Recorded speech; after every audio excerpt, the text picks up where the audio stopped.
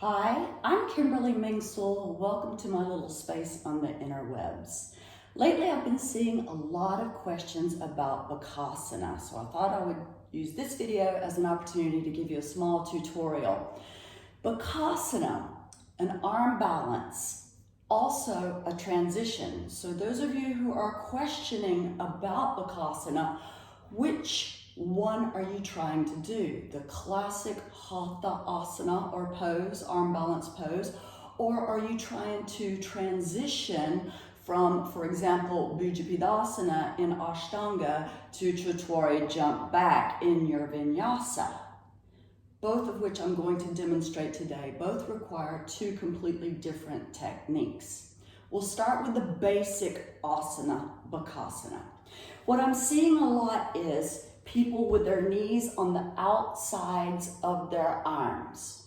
Instead, in the traditional asana, I want you to think knees into the armpits. So the knee goes all the way up into the armpit. This requires flexibility, getting your knee into the armpit.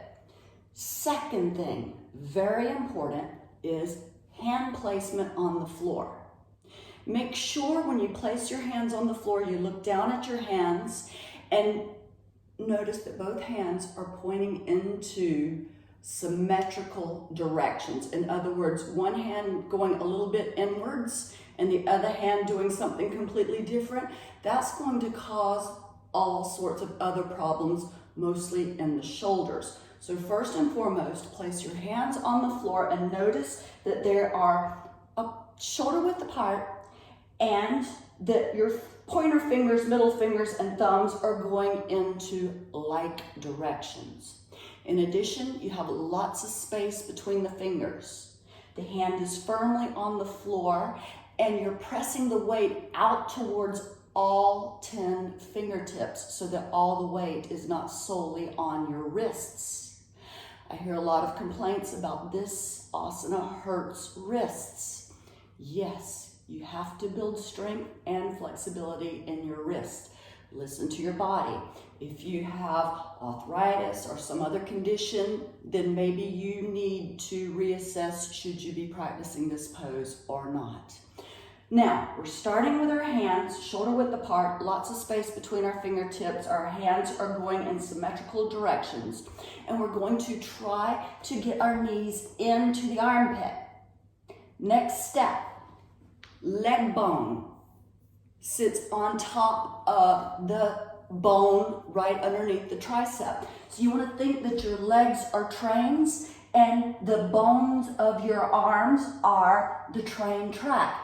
And you want to start rocking forward. Now, this could be more than enough when you first start attempting this pose to start trying to get the flexibility and the strength into the arms and the wrists. And then back off and take a little rest. Maybe once a day, twice a day, 3 times a day until the strength and flexibility gets you to where you need to go. If you can't put the pressure on your wrists yet, on your hands yet, you can create the same thing by lying on your back and just simply trying to get your knees into the armpits and eventually the leg bones and the arm bones together and flexing. Another way to work on it, because some days when you're first beginning, maybe you can only do it with your hands once and then try it on your back. Then move on the next day, do it on your hands twice, then try it on your back. So, moving forward, for those that now have their hands in proper position, knees in proper position, leg bone on top of the arm bone, not out to the side, not out to the side, but in the armpits, bone on bone. Then you want to have the tops of your feet on the floor and one day start working on lifting one foot up and setting it down. Other foot up, setting it down. Eventually you want both feet up, big toes together. Notice my elbows are bent in the beginning.